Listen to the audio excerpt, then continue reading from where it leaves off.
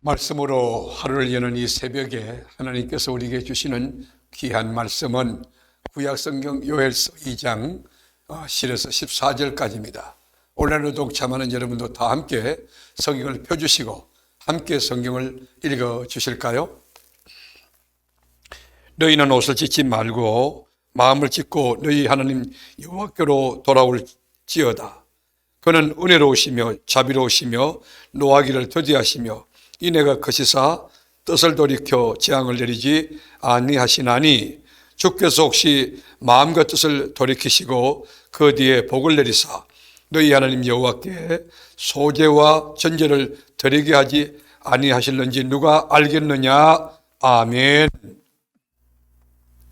구약의 요엘서 하면 총 3장으로 되어 있는데 호세아에서부터 말라기까지 12권의 예언서 가운데 한 권의 책입니다. 요엘 선지자는 남쪽 유다 제8대 왕 요아스가 왕이 된 초기부터 활동했던 선지자입니다. 여러분, 요아스가 7살 때 왕이 됐으니 그 얼마나 철부지하겠습니까? 얼마나 안타깝겠습니까? 나라 운명은 어떻게 되겠습니까? 그러나 다행스럽게도 이 요아스 옆에는 대제사장 여호야다라고 하는 영성이 바로 된 말씀으로 무장된 아주 훌륭한 목사님이 계셨습니다. 이 여호야다라는 대제사장이 어린 요아스를 위해서 기도해주고 말씀으로 건면해주고 또 국가 경영 철학에 대한 좋은 교훈 통찰력을 열어주었어요.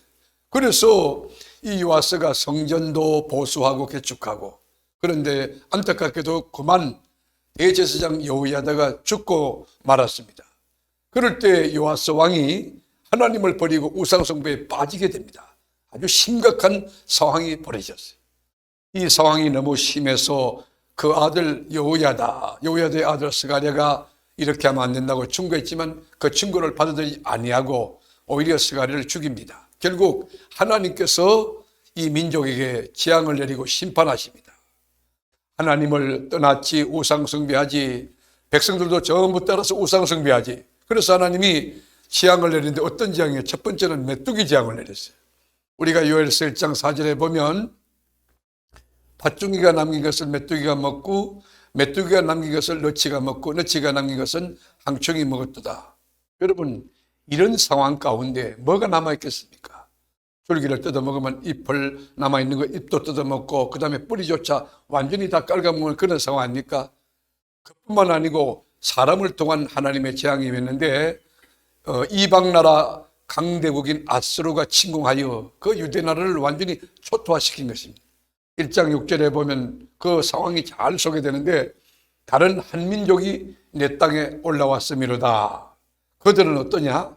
강하고 그 다음에 수가 많으며 그 다음에 그 이빨은 사자의 이빨 같고 그 어금니는 암사자의 어금니 같도다.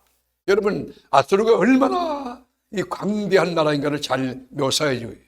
이런 가운데 유대민족이 망한 거예요. 그럴 때 하나님이 주신 말씀이에요. 뭐라고 했을까요? 여호와께로 돌아오라는 거예요. 슈버라고 하는 돌아와라. 돌아와야 산다. 하나님께로 돌아오라는 것이. 요엘서 2장 12절에 보면 여호와의 말씀에 너희는 이제라도 금식하고 울며 애통하고 마음을 다하여 내게로 돌아오라 하셨나니, 돌아와야 산다는 거지. 하나님께 돌아와야만 생명이 있고 소망이 있고 능력이 있고 미래가 있다는 거예요.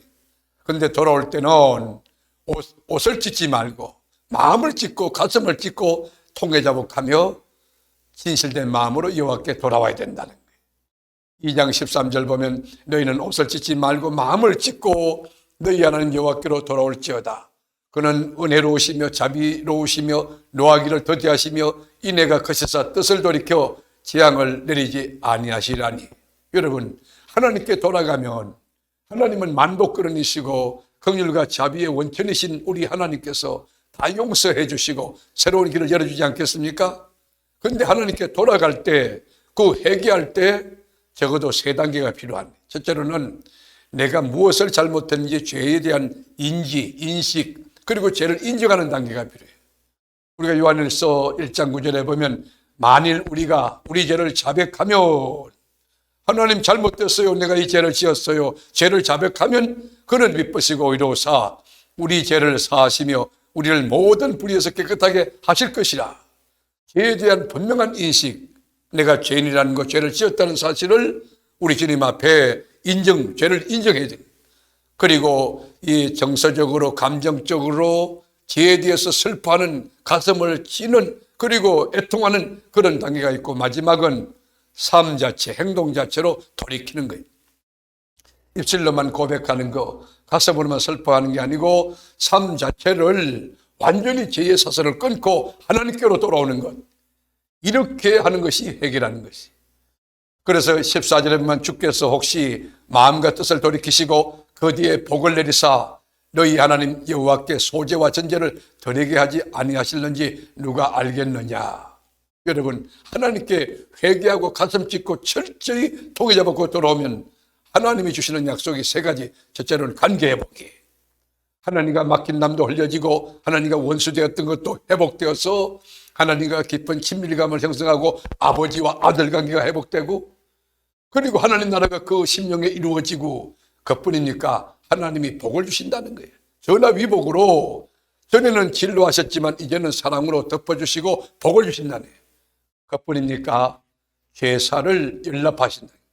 아벨처럼 소제나 번제나 속건제나 이 화목제를 받으신다는 것입니다.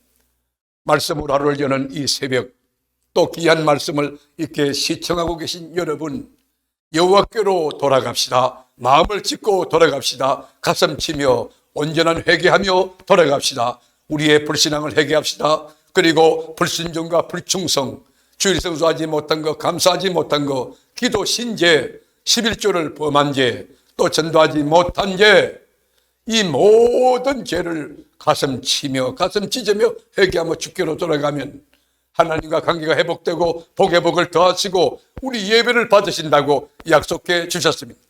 오늘도 천부의 의지 없어서 주 앞에 옵니다.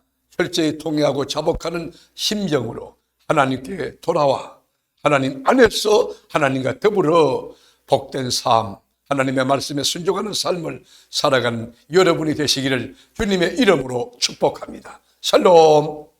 주님, 여호와 하나님께 우리가 덕지한 거, 범죄한 게 너무 많은데 주님 용서해 주시기를 원합니다. 우리가 알게 지은 죄도 있지만 모르게 지은 죄도 너무 많고, 생각으로도 마땅히 품어야 될 그 이상의 것을 품어서 탐욕하거나 또 부정한 것을 생각한 그런 것도 있겠지만, 우리가 모르게 지은 죄까지 십자가 보혈로 깨끗하게 사해 주어서 하나님의 기쁨으로 성결하게 살아가는 그 귀한 축복이 이 새벽에 나온 우리 교우들에게 있게 하여 주옵소서. 예수님의 이름으로 기도드립니다. 아멘.